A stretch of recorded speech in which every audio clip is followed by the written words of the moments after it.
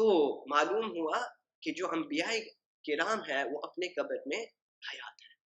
اور اسی طرح علامہ قرطبی رحمۃ اللہ علیہ فرماتے کہ یہ تو ہوا انبیاء علیہ السلام، لیکن علامہ قرطبی رحمۃ اللہ علیہ فرماتے ہیں کہ اسی طرح جو اولیاء اللہ ہوتے ہیں اور اسی طرح جو شہداء ہوتے ہیں وہ بھی اپنے قبر مبارک میں زندہ ہوتے ہیں.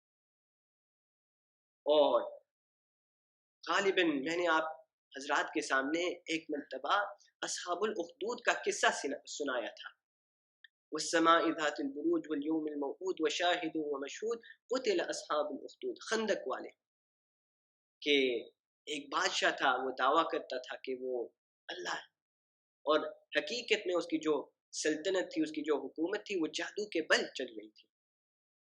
تو وہ جو جادوگر تھا وہ اب بڈھا ہو گیا تھا. اس نے کہا کہ کسی اور کو تلاش کر لو، میں اس کو جادو سکھا دوں گا.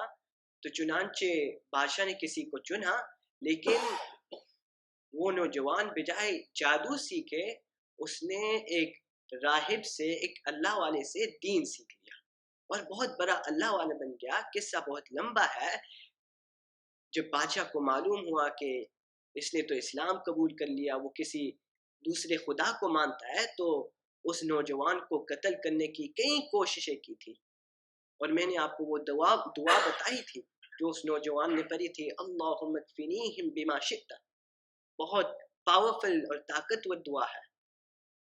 چنانچہ بالآخر بادشاہ نے اس کو اس طرح قتل کیا، بلکہ خود نوجوان نے بادشاہ کو یہ سولوشن بتایا، اس کا حل بتایا کہ مجھے اس طرح قتل کرنا کہ مجھ پر ایک تیر مارنا، لیکن تیر مجھے صرف اسی وقت قتل کرے گی جبکہ تم مارتے وقت یہ کہو گے، اور تمہیں کیا کہنا ہے، بسم اللہ رب الغلام، کہ اس غلام کے رب اللہ کے نام سے میں یہ تیر مارتا.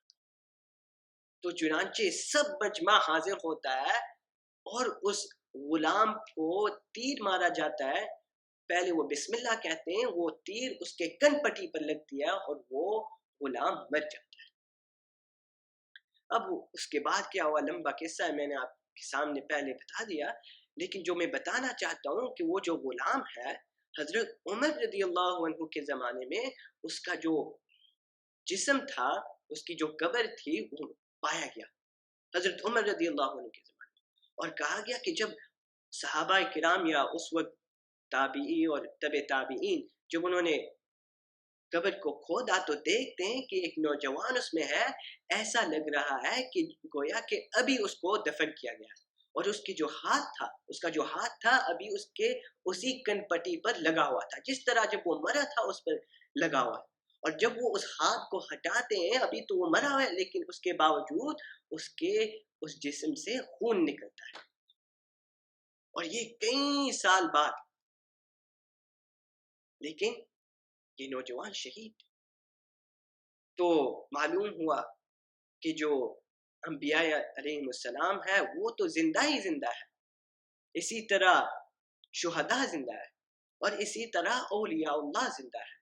صحابہ کرام ابھی الحمدللہ زیارت حرمین الشریفین کی جب سعادت حاصل ہوئی مجھے، تو میں زیارت پر گیا تھا. تو ایک جگہ ہمیں یہ بتایا گیا کہ فلاں مقام پر صحابہ کرام، بلکہ ایک صحابی تھے کہ وہ وہاں مدفون تھے، لیکن ابھی ان کے اس قبر کو دوبارہ کھودا گیا اور ان کو اس جگہ سے مکہ مکرمہ کے قبرستان میں منتقل کیا گیا.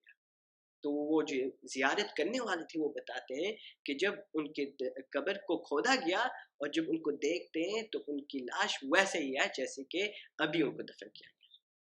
تو جب یہ آپ صلی اللہ علیہ وسلم کے صحابی کا حال ہے تو آپ صلی اللہ علیہ وسلم کا کیا حال ہوگا؟